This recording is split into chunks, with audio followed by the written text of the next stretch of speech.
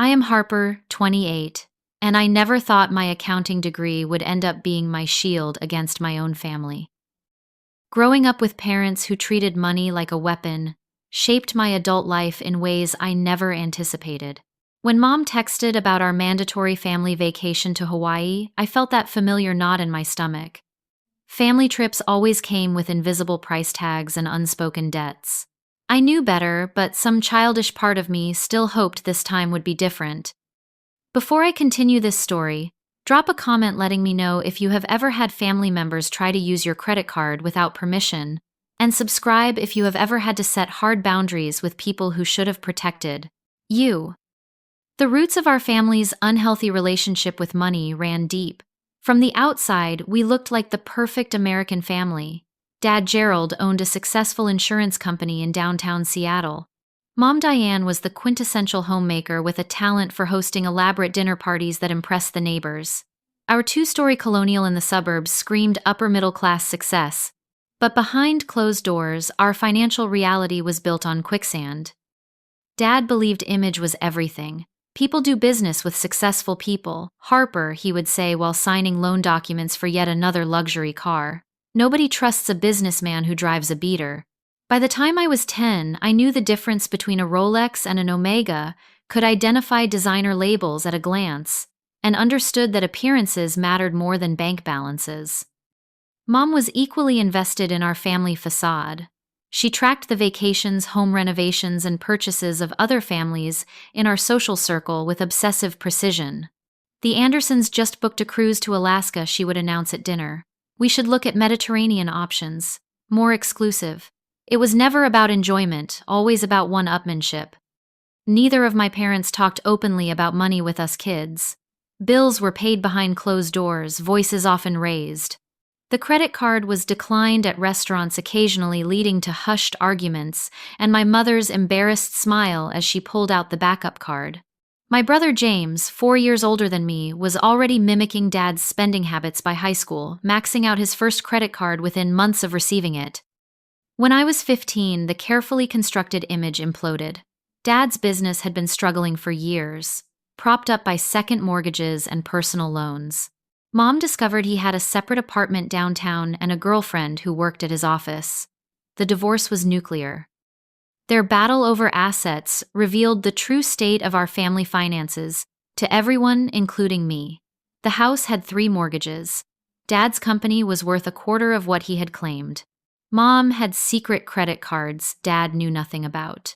They fought over who would claim me as a dependent on their taxes, while simultaneously arguing about who had to pay for my education. College became my escape plan, but neither parent would help with tuition unless I followed their approved career path. Dad wanted me in business to eventually take over his company. Mom thought I should pursue law like her brother.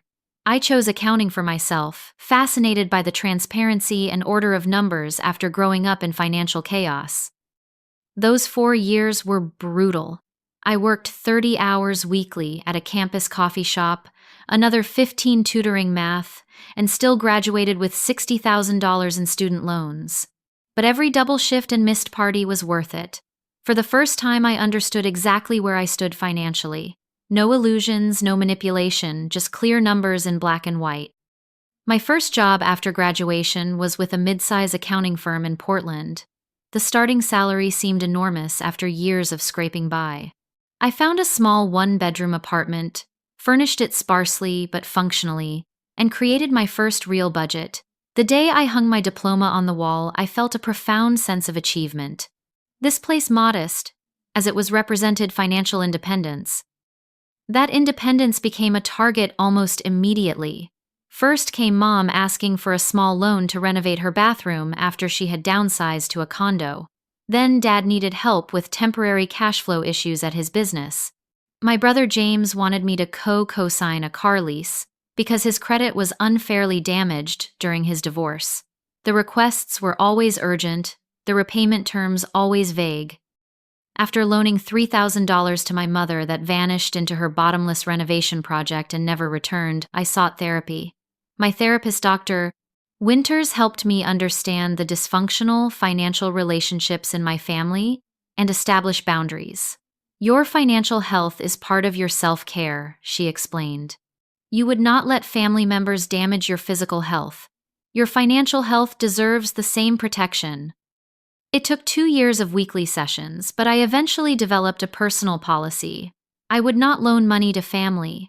I could give gifts within my budget if I chose to, but never with the expectation of repayment. I would not co-sign loans or share credit accounts. Most importantly, I would be transparent about these boundaries, even when it created conflict. Both parents tested these boundaries repeatedly. Dad would ask for business investments instead of loans. Mom would try emotional manipulation, questioning whether I really loved her if I would let her struggle. Each time I held firm, the fallout was intense but briefer than the time before. By my 27th birthday, they had largely accepted my financial independence, though not without occasional jabs about my stinginess at family gatherings. That tenuous peace was about to be shattered by a group text that would expose just how little my boundaries were actually respected. The group text arrived on a Tuesday morning in March as I was preparing for a client meeting. Mom had created a new group called Adam's Family Hawaii, 2025, that included me, my brother James, his wife Stephanie, my Aunt Carolyn, and cousins Travis and Jessica. The message was characteristically enthusiastic. Exciting news, everyone! After much thought, I have decided we all need a proper family reunion this summer. I have researched the perfect destination, Hawaii. 10 days at beautiful resorts on Maui and Kauai. This is mandatory attendance for healing old wounds and creating precious new memories together. Diane has spoken, LOL. Red flags immediately popped up.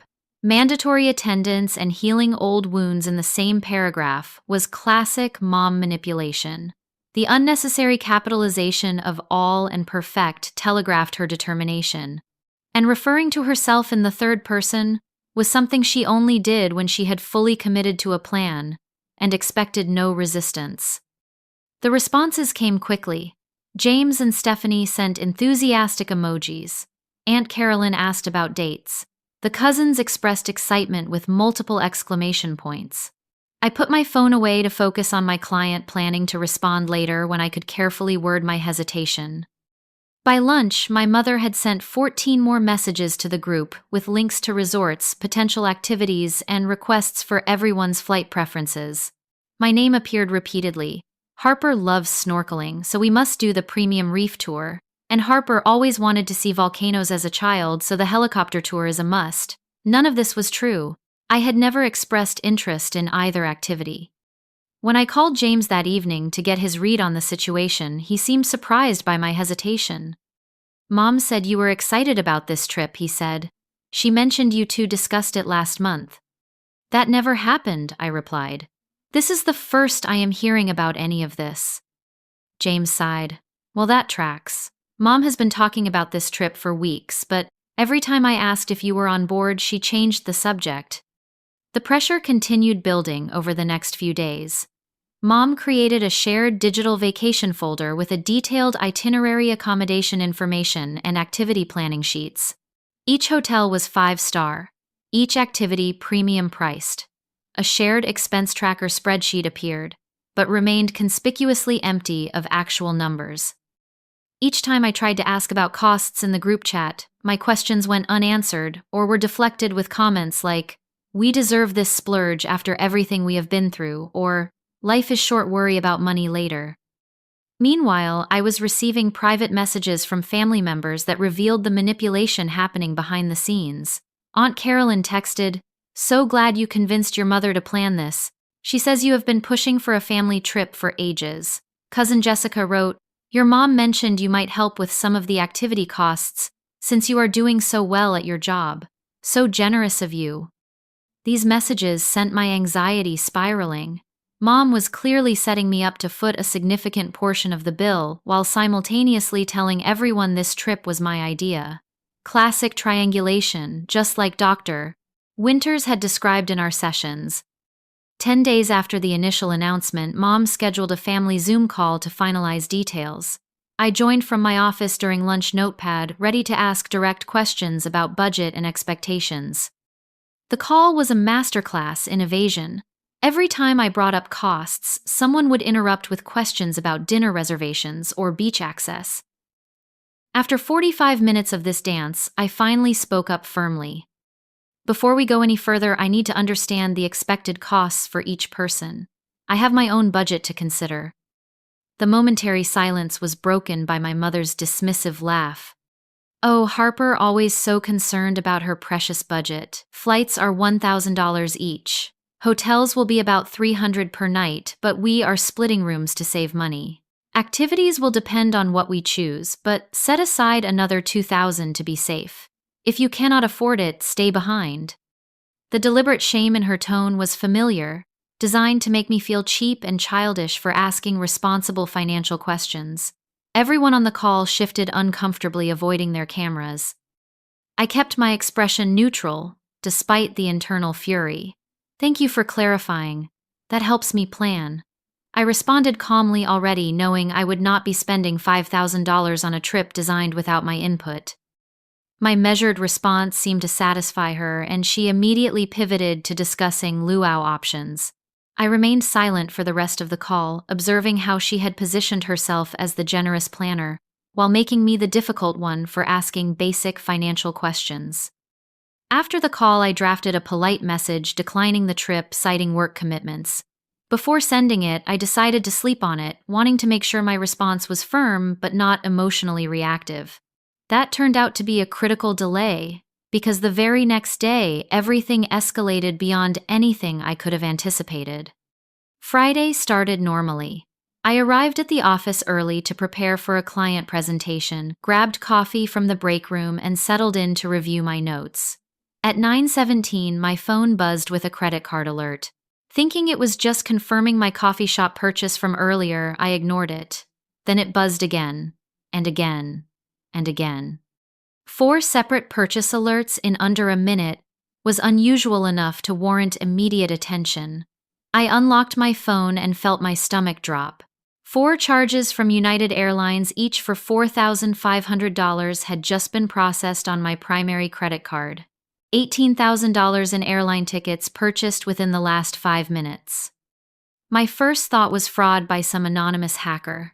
I immediately called the credit card company, navigating through the automated system with growing impatience until I reached a fraud department representative.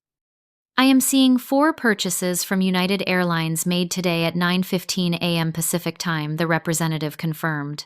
Each purchase is for 1 business class ticket from Portland to Maui on June 12th, returning June 22nd. The confirmation emails were sent to your personal email address on file. Would you like me to read the passenger names? A cold certainty settled over me before she even finished reading the names: Diane Adams, Gerald Adams, James Adams, Stephanie Adams, my parents and my brother with his wife. $18,000 in luxury airline tickets for the Hawaii trip, purchased on my credit card without my knowledge. I did not authorize these charges.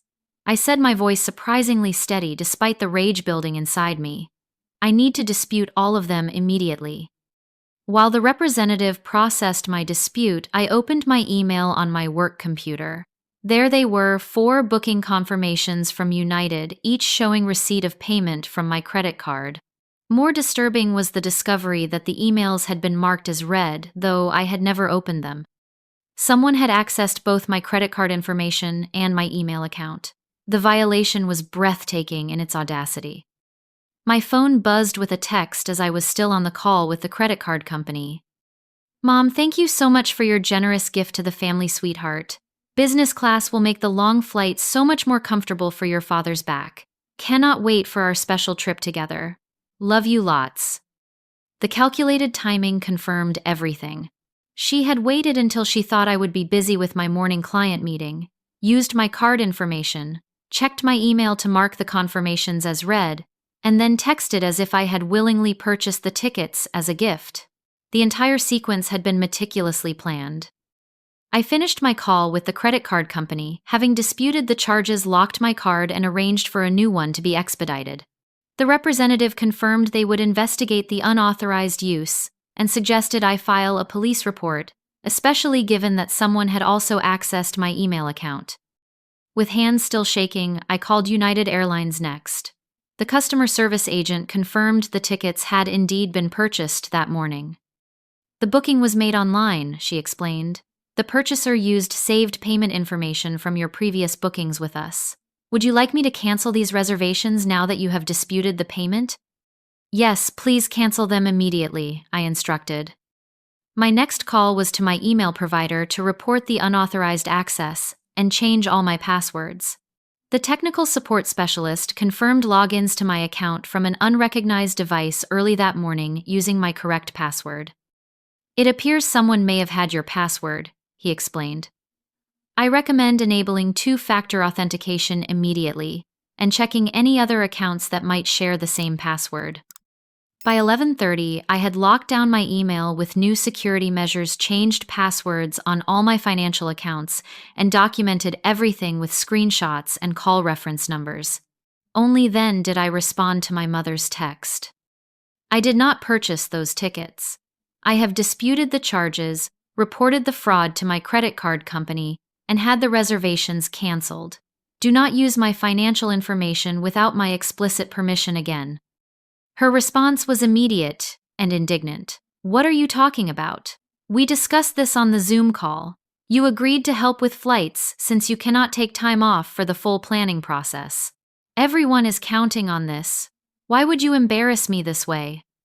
This blatant gaslighting might have worked on the younger version of me, but years of therapy had equipped me to recognize it instantly. We had never discussed me paying for anyone's flights, let alone business class tickets at over $4,000 each. My phone began ringing nonstop. Mom, Dad, James, Aunt Carolyn. I silenced it and focused on completing my work responsibilities for the day, the professional part of my brain taking over, while the emotional part processed the betrayal. By late afternoon, my voicemail was full, and my text messages had exploded with family reactions ranging from confusion to outrage. James claimed he had known nothing about the tickets until Mom called him crying about my taking back my gift. Dad demanded I call him immediately to sort out this misunderstanding. Aunt Carolyn sent a lengthy message about family support and how money concerns should never overshadow blood bonds. As I drove home that evening, I felt surprisingly calm. The boundary violation was so extreme that my usual anxiety about family conflict had been replaced by absolute certainty. This was not a gray area or a misunderstanding. It was financial fraud, identity theft, and a deliberate betrayal of trust by the people who should have protected me. That certainty would be tested sooner than I expected. As I pulled into my apartment complex parking lot, I spotted my father's black Mercedes in a visitor space. He was leaning against the hood, arms crossed, waiting for me. Dad straightened as I parked beside him, his business smile already in place. At 62, Gerald Adams still maintained the polished appearance of a successful executive, from his tailored suit to his professionally whitened teeth. Only the tight lines around his eyes betrayed his tension as I approached. Harper, sweetheart, he began, moving to hug me. I stepped back, maintaining distance. Why are you here, Dad? I asked, clutching my keys tightly. And how did you know where I live? I never gave you this address. He waved dismissively. Your mother has it in her emergency contacts list. Listen, we need to talk about this little misunderstanding with the tickets. There is no misunderstanding, I replied, walking toward my building entrance. Mom used my credit card without permission to buy $18,000 worth of airline tickets. That is fraud, not a misunderstanding. He followed his cordial tone, slipping slightly. Your mother was just trying to help everyone be together. You know how important family is to her. She mentioned you had discussed helping with costs. That conversation never happened, I said, firmly stopping at the building's security door. I never agreed to pay for anyone's flights, let alone business class tickets. Well, there may have been a communication error, he conceded his salesman skills, pivoting to a new angle. But now the whole family is upset. Your mother is in tears. James and Stephanie had already requested vacation time. This is creating a real problem. I felt a familiar pressure building, the old urge to smooth things over, to be the reasonable one to fix the problems my parents created. I took a deep breath, remembering Dr. Winter's advice. You did not cause this, you cannot control it, and you are not responsible for curing it. The problem was created when Mom stole my credit card information and accessed my email without permission. I stated clearly, I have reversed the charges and reported the fraud. That is the appropriate response to financial theft. Dad's facade cracked. His face flushed as he stepped closer. After all we have done for you, this is how you repay us, by accusing your mother of theft, by ruining a family vacation everyone was looking forward to. What exactly have you done for me, Dad? I asked quietly. You refused to help with college unless I studied what you wanted. I worked multiple jobs and took out loans to pay for my education. I have supported myself entirely since graduation. We gave you life, he snapped. We raised you, clothed you, fed you, and now you have this fancy job and this nice apartment and you cannot even help your family with one vacation. One chance for everyone to be together? I pulled out my phone and opened the voice memo app, pressing record. Something in Dad's escalating tone warned me to document this conversation. Did you know Mom was going to use my card without asking? I asked directly. He hesitated, then deflated slightly. We discussed options. Your brother's credit is maxed out from the divorce settlement. Your cousin Travis is between jobs. Your mother's cards are near their limits from renovation costs. So you decided to use mine without asking, I pressed. We were going to tell you after, he admitted. Present it as a done deal so you could not overthink it and back out. Your mother thought you would be more agreeable once everything was booked. The casual way he described their premeditated financial theft was stunning. Have you and Mom done this before? Used other people's cards without permission? His silence was answer enough. Your brother needed help with some expenses last year, he finally said. He could not qualify for a loan, so your mother helped him by using your cousin Jessica's card. It all worked out fine. Jessica was upset at first, but came around when we explained the family emergency. I felt sick. So this is a pattern. You and Mom just take what you want from whoever has available credit. Do not be so dramatic, he snapped. Families help each other. Sometimes that means sharing resources. You have plenty of money and barely any expenses. You could easily afford to help with this trip if you were not so selfish. I am ending this conversation, I said, reaching for the door scanner. Please leave or I will call building security.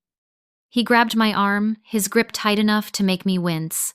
You need to fix this before it gets worse, he hissed. Your mother has already told everyone you generously purchased the tickets. If you reverse that now, you will tear this family apart. Is that what you want? To be the one who destroyed our chance to be together? I pulled away. What I want is for my family to respect basic boundaries and laws. Using someone's credit card without permission is illegal. I will not protect you or Mom from the consequences of your actions anymore. You ungrateful little bitch, he snarled, all pretense. Gone. We should have known you would turn out like this, always thinking you are better than the rest of us with your fancy degree and your budgets. If you go through with this dispute, do not expect to be welcomed at family gatherings again. You will be cut off completely. I held up my phone so he could see the recording in progress. Thank you for making your position so clear. I think this conversation is over. His eyes widened as he realized I had recorded his threats. Without another word, he stormed back to his car and peeled out of the parking lot. Inside my apartment, I collapsed onto the couch, adrenaline finally giving way to exhaustion. My phone continued buzzing with messages. A text from James caught my eye. I am so sorry. I knew they were planning something, but did not know they would use your card. They have done this to me before too. Can we talk tomorrow? Another from my cousin Jessica. Just heard what happened. They did the same thing to me last year with James's car repair, claimed it was a family emergency. Cost me $3,000 I never got back. These messages confirmed what I had suspected. The problem was far more extensive than just today's incident. My parents had been financially abusing multiple family members, creating a web of obligation and manipulation. I spent a sleepless night researching identity theft, family, financial abuse, and protective measures. By morning, I had a clear plan for protecting myself, but I still underestimated just how far my family would go to maintain their system of financial exploitation.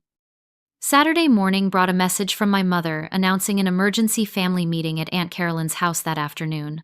All family members must attend to resolve this unfortunate situation, she wrote. 2 p.m. sharp. This affects everyone. My instinct was to refuse, but a follow-up text from James changed my mind. Please come. I think it is time everyone heard the truth. I will back you up. I arrived at Aunt Carolyn's suburban home at exactly 2, steeling myself for confrontation. The scene inside was worse than I had imagined. Not just my immediate family, but the extended clan had assembled Aunt Carolyn and Uncle Roger cousins Travis and Jessica with their spouses, even my elderly grandmother who rarely left her retirement community. 14 people in total, all wearing expressions ranging from concern to outright hostility. Mom had positioned herself center stage in the living room, eyes red from what appeared to be recent tears. Dad stood behind her, one hand on her shoulder in a show of unified support.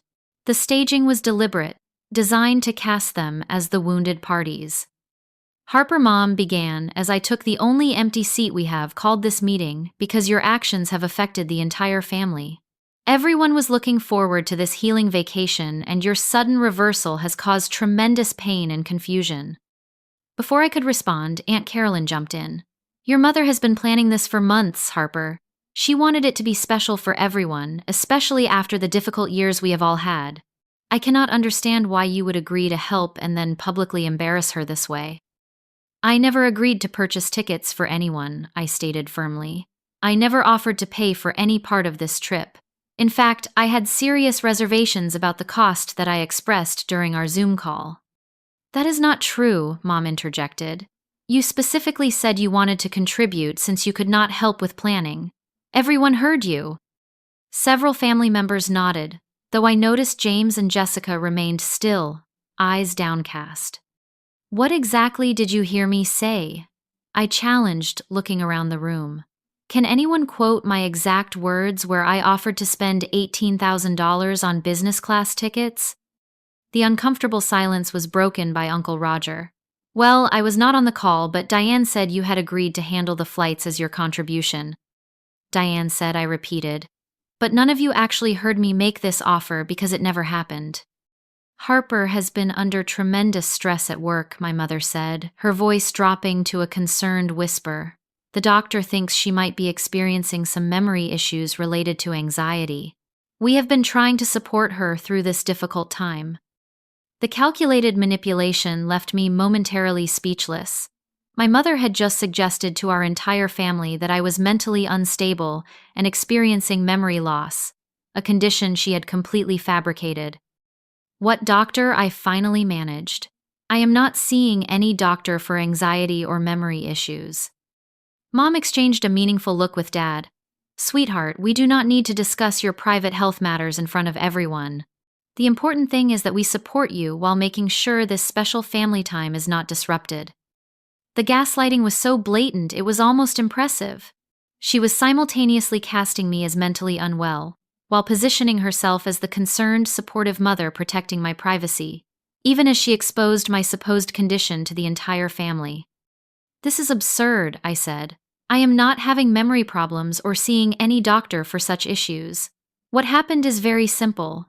Mom used my credit card without my knowledge or permission to purchase airline tickets. When I discovered the unauthorized charges, I disputed them and reported the fraud as any reasonable person would do. Why would your mother need to steal your card information? Grandmother asked, genuine confusion in her voice. You offered to help with the trip. Everyone heard about your generous gift.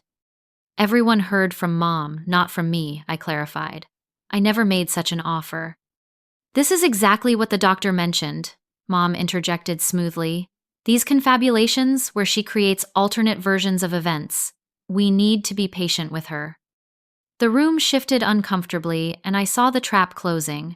No matter what I said, it would be dismissed as evidence of my supposed mental instability. It was a masterful manipulation technique, one that rendered the victim's testimony inherently untrustworthy. Unexpectedly, Jessica stood up. I believe Harper, she said quietly. The same thing happened to me last year. Aunt Diane said there was a family emergency with James's car and used my card to pay for repairs. She said James would pay me back within a week, but that never happened. When I brought it up later, everyone acted like I had agreed to give the money as a gift. The room fell silent. Mom's expression hardened. Jessica, that was a completely different situation. James was stranded and needed immediate help. You offered your card. I did not, Jessica insisted. You called asking for my card number to order birthday supplies online because yours was not working. I found out about the car repair when the charge appeared on my statement. A crack had appeared in the unified family front. Travis shifted uncomfortably, then spoke. They used my card for the deposit on Mom's kitchen renovation last summer. Said it was just temporary until the home equity loan came through. The loan was denied, and I was stuck with the $8,000 charge. One by one, similar stories emerged. Cousin Michael's card used for grandmother's new furniture. Aunt Carolyn's daughter Emma stuck with Uncle Roger's medical bills. Each incident followed the same pattern: urgent need, temporary use of someone else's credit, promises of repayment, then gaslighting when the victim questioned the unpaid debt. James finally broke his silence. Harper is telling the truth. Mom and Dad have been doing this for years. They did it to me so many times I maxed out all my cards and ruined my credit. It contributed to my divorce when Stephanie discovered the debt I had been hiding. Stephanie nodded grimly. We nearly went bankrupt because of loans and credit card debt James took on for his parents. When we tried to discuss it, they told everyone we were being selfish and ungrateful. Mom's tearful victim act vanished, replaced by cold fury.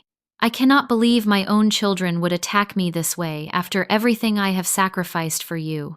We only ever borrowed when there were no other options and always intended to repay when circumstances improved. When have circumstances ever improved? James asked. When have you ever repaid anyone? My credit has been destroyed for 3 years now. I cannot even rent an apartment without Stephanie's name on the lease. Dad stepped forward, voice tight with anger. That is enough. We did what we had to do to keep this family afloat. If we occasionally needed help and took initiative rather than begging, that was for everyone's benefit. The ingratitude in this room is appalling. Initiative? I repeated incredulously. Is that what you call identity theft and fraud? Do not be so dramatic, he snapped. This is family, not some corporate transaction with strangers. Family does not steal from family, I countered. Family does not lie and manipulate and gaslight when confronted with their actions. If you pursue this any further, Dad threatened, you will no longer be considered part of this family. I promise you that. The room grew tense as the true dynamic was laid bare. This was not about a vacation or airline tickets.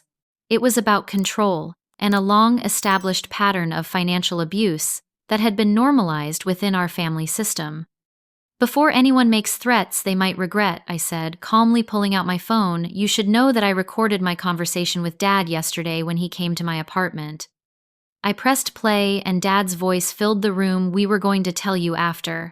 Present it as a done deal so you could not overthink it and back out. Your mother thought you would be more agreeable once everything was booked. Then his admission about using Jessica's card for James's expenses. And finally his threatening outburst calling me an ungrateful little bitch and threatening to cut me off from the family. Grandmother gasped. Uncle Roger's face reddened. Aunt Carolyn stared at my parents with dawning horror. That recording was made without my knowledge, Dad blustered. That is illegal. Oregon is a one-party consent state, I replied. As long as one person in the conversation consents to the recording, it is perfectly legal. I consented. The family meeting dissolved into chaos. Mom stormed out, Dad following after leveling one final glare at me. Aunt Carolyn began questioning Uncle Roger about other financial arrangements he might have made using family members' credit. James and Jessica huddled with me in the kitchen, comparing notes on past incidents and confirming patterns. By the time I left, the family had splintered into factions, years of financial manipulation exposed in a single afternoon. The Hawaii vacation was forgotten amidst more pressing concerns about who owed what to whom and how long the deception had been occurring. Driving home, I felt both vindicated and deeply sad. The family system I had grown up in was built on exploitation and lies. But for the first time, the truth was out in the open, and that offered a glimmer of hope for genuine healing, however painful the process might be. The Sunday following the family meeting, I channeled my emotions into action. I made an appointment with my bank's fraud department for Monday morning, contacted a lawyer specializing in identity theft cases, and documented every unauthorized transaction I could identify by reviewing past statements. The pattern went back further than I had realized. Small charges on my cards that I had dismissed as bank errors or forgotten purchases now stood out as probable unauthorized uses. Online shopping charges delivered to my parents' address, subscription services I had never signed up for, restaurant bills in cities I had not visited during times my parents were traveling. Monday morning, I met with Alicia, the fraud specialist at my bank. She reviewed my documentation with professional concern. Unfortunately, this is not uncommon with family-based identity theft, she explained. The emotional ties make victims less likely to report incidents, and perpetrators often start with small amounts to test boundaries before escalating. She helped me implement comprehensive protection measures, new accounts with enhanced security credit freezes, with all 3 major bureaus detailed fraud alerts, and 2-factor authentication on all financial platforms. She also strongly recommended filing a police report. I know that feels extreme for family matters, she acknowledged, seeing my hesitation, but creating an official record protects you if this escalates further. Without documentation, it becomes your word against theirs. That afternoon, I met with Erica Levinson, an attorney who specialized in identity theft cases. Her office was warm and understated with degrees from Stanford and Yale, displayed discreetly on the wall behind her desk. Financial abuse within families is far more common than most people realize, she told me, reviewing my documents. The recording you made of your father's admission is particularly valuable evidence. Many victims never get such clear acknowledgement of the intentional nature of the theft. She outlined my options, ranging from a formal cease and desist letter to criminal charges. I chose the middle path, filing a police report to establish an official record while sending a legal notice to my parents, demanding they cease all use of my financial information and make no further contact regarding financial matters. This puts them on notice that you are serious, Erica explained, and creates a paper trail if further action becomes necessary. The police report likely will not result in charges given the family relationship, but it establishes your status as a victim rather than a willing participant. Filing the police report was surreal. Officer Martinez took my statement matter-of-factly, asking detailed questions about how my parents might have obtained my card information and accessed my email. I explained about previous visits to my former apartment where mail might have been visible and shared digital birthday cards my mother had sent that could have contained tracking software. We see this kind of thing more often than you might think, he assured me. People assume strangers are the biggest threat to their financial security, but data shows family members and close friends are often responsible for identity theft precisely because they have easier access to personal information. Throughout this process, the family pressure continued unrelenting. Mom showed up at my workplace Tuesday afternoon, creating a scene in the reception area until security escorted her out. Dad called my boss directly, claiming a family health emergency required my immediate attention. Aunt Carolyn sent lengthy emails about forgiveness and family loyalty. Even grandmother left tearful voicemails about resolving conflicts before it is too late. The most disturbing incident occurred Thursday evening, when Dad appeared at my apartment again, this time with a check. $20,000, he announced, holding it out. More than enough to cover the tickets and compensate for your inconvenience. Take it, cash it, and we can put this unfortunate situation behind us.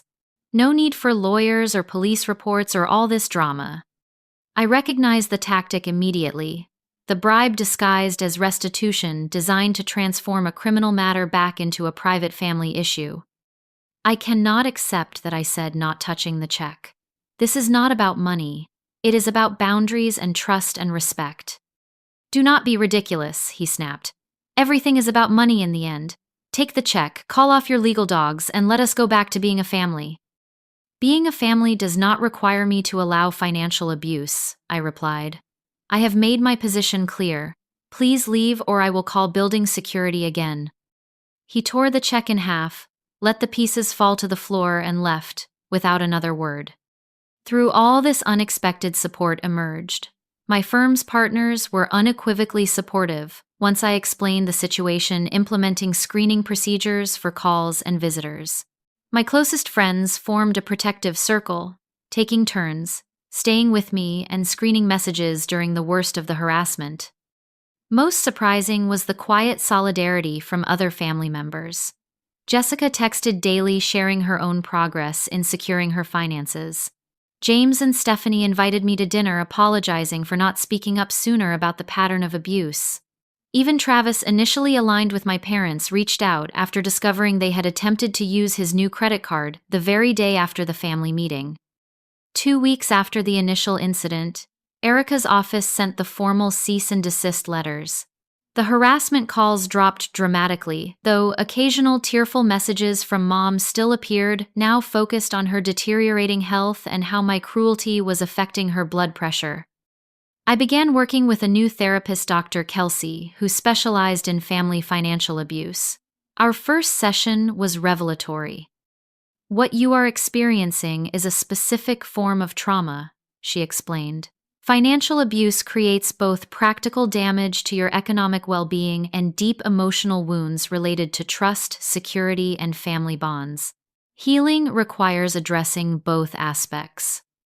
Through our weekly sessions, I began to understand how thoroughly my parents had normalized financial exploitation, creating a family culture where boundaries were seen as selfishness and financial independence as a resource to be tapped rather than respected. Your response has been remarkably healthy, Dr. Kelsey noted. In our third session, many victims remain trapped in cycles of guilt and obligation for decades, unable to break free from the emotional manipulation even when they recognize the abuse. I still feel guilty sometimes, I admitted. When Mom leaves messages about her health problems or Dad talks about family loyalty. That is entirely normal, she assured me. They installed those emotional buttons throughout your childhood specifically so they could press them when needed. Recognizing the manipulation does not immediately disable the emotional response. That takes time and practice. By the 6-week mark, the acute crisis had largely subsided. My parents had stopped direct contact after receiving a second letter from Erica warning of harassment charges. The extended family had settled into new alliances with most relatives, quietly supportive of my position even if they were not ready to confront my parents directly. The practical protections were firmly in place: new accounts, enhanced security measures, regular credit monitoring, and legal documentation of the theft. The emotional healing would take longer, but I had the support and professional guidance needed for that journey. As spring turned to summer, the original Hawaii vacation dates approached and passed without mention. The mandatory family reunion had been forgotten amidst the greater reckoning with years of financial manipulation. In its place, a smaller, more authentic connection was forming among those of us who had finally spoken our truths. 6 months after discovering the fraudulent airline tickets, my life had transformed in ways both practical and profound. The external changes were easily quantifiable. My credit score had recovered from the temporary damage caused by the disputes. My new financial security measures had prevented 2 subsequent attempts to access my accounts, and the legal matters had been resolved without requiring court appearances. The internal shifts were more subtle but equally significant. The hypervigilance that had characterized those first weeks after the incident had gradually eased into healthy caution. The nightmares about financial ruin had faded. The reflexive guilt when setting boundaries had diminished, though not disappeared entirely. My contact with my parents remained minimal and strictly on my terms. Mom had eventually sent a carefully worded apology, clearly crafted during the financial counseling sessions the credit card company had required as part of their fraud resolution process. It acknowledged the misunderstanding about the tickets, but stopped short of addressing the larger pattern of manipulation. Dad maintained his distance, communicating only through brief formal emails, regarding practical matters like returning mail that sometimes still arrived at their house. The threatened family excommunication had materialized to some extent, with invitations to certain family gatherings conspicuously absent. The loss stung less than I had anticipated. In contrast, my relationship with James had evolved into something healthier than ever before. Free from our parents' triangulation, we spoke weekly, sharing resources and supporting each other's journey toward financial independence and emotional clarity. "I should have warned you about the tickets," he admitted during a Sunday brunch at his apartment. "I suspected what they were planning, but I was scared to go against them." "You have been conditioned your entire life to comply," I reminded him. "We both were. Breaking that programming takes time." Stephanie, serving coffee at the kitchen counter, nodded in agreement. "Your parents are master manipulators. They had James convinced his loyalty to them was more important than his loyalty to me, to our marriage, even to himself. That took years to untangle." James's progress was evident in small but meaningful ways. He had opened his first new credit account since beginning credit repair, secured a promotion at work that he might previously have declined as too much pressure, and started setting verbal boundaries with our parents during their pressure, increasingly rare, conversations.